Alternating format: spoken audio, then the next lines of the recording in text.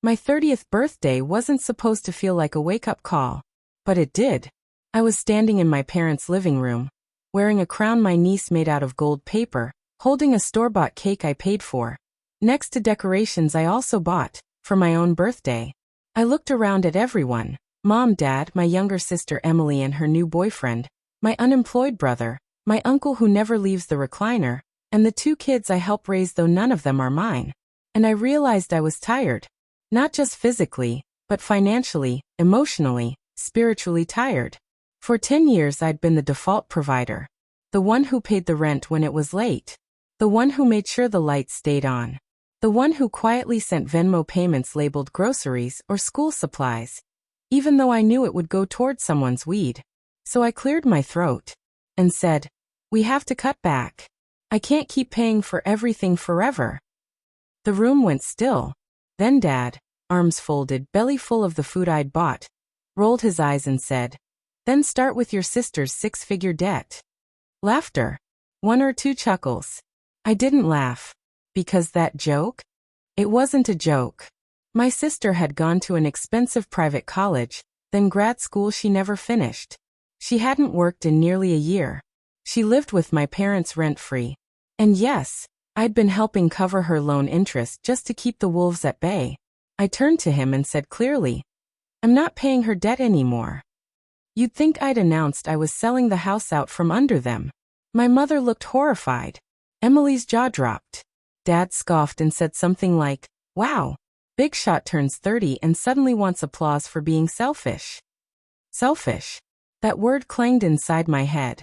I left the party early, quietly taking the trash out before I went, because no one else would.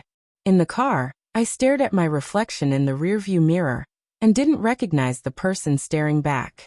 A person who had worked since 16, paid off her own college loans, bought her own car, got a good job, earned promotions, invested wisely. A person who made $92,000 a year, and still had less than $5,000 in savings, because she was funding a family of adults. That night I made a decision, no more. I wasn't going to scream or fight. I was just going to stop. The first thing I did was stop paying Emily's debt. I emailed her loan provider, and took my name off everything I legally could. She messaged me 2 days later. "I got a notice.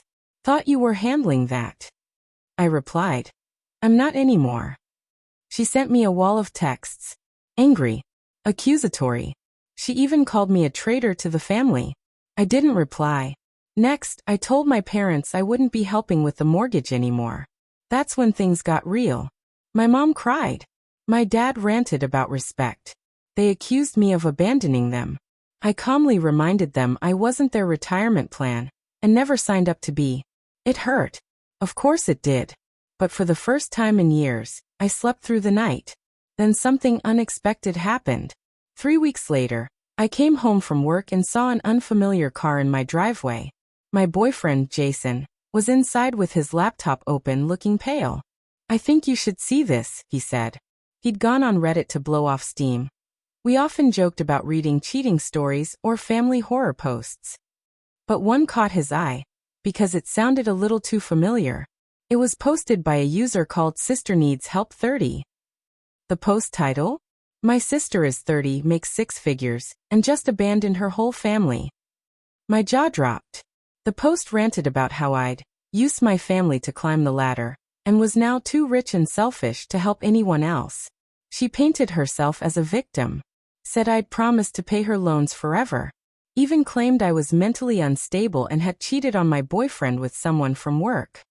My hands shook, because the post had thousands of comments. Many defending me, without knowing me, saying she sounded entitled. But others believed her. Called me names. Said I deserved to lose everyone. One person asked for a photo. She posted one. It was a cropped image from my Instagram, my face clearly visible, with Jason. Jason stared at me. "Did you cheat on me?" he asked quietly. I blinked. No, of course not. He believed me. But the fact that Emily had gone that far, had dragged my reputation, my relationship, my privacy through the mud just because I stopped enabling her. It broke something inside me. I called her. She didn't answer. So I did the unthinkable. I drove to her boyfriend's house. The same guy I'd invited to my birthday. He answered the door, confused, but let me in. I showed him the post. His face darkened. Did she really lie about all of this? He asked. She did, I said. And she used a real photo of me without consent. He sat down, rubbing his temples. That explains a lot. She said you tried to steal me from her too. She made it sound like you were obsessed with ruining her. That's when it hit me. This wasn't just about money. It was about control. Emily didn't hate that I stopped paying her bills. She hated that I took away the narrative where I was the responsible big sister, and she was the poor, helpless victim. So she rewrote the story. But I had the truth. I documented everything. Screenshotted the Reddit post. Took records of payments, bank transfers, old messages. I even contacted a lawyer, because posting my photo and defamation of character? That was legally actionable. 2 weeks later, Reddit removed her post. Her account was suspended. She messaged me a string of apologies, then threats, then silence. I didn't reply. My parents? They heard her side first. But when I sent them screenshots and timelines, they went quiet. Not supportive, just quiet. Jason stayed. He said, "You know, it's weird. I've never loved you more than when you chose you." Now, it's been almost a year. Emily still owes 6 figures. My parents are figuring out how to pay their own bills. And me? I've never been lighter. Turns out, the best birthday gift I ever gave myself was freedom. And once I stopped funding everyone else's chaos, I finally had enough left to build peace of my own.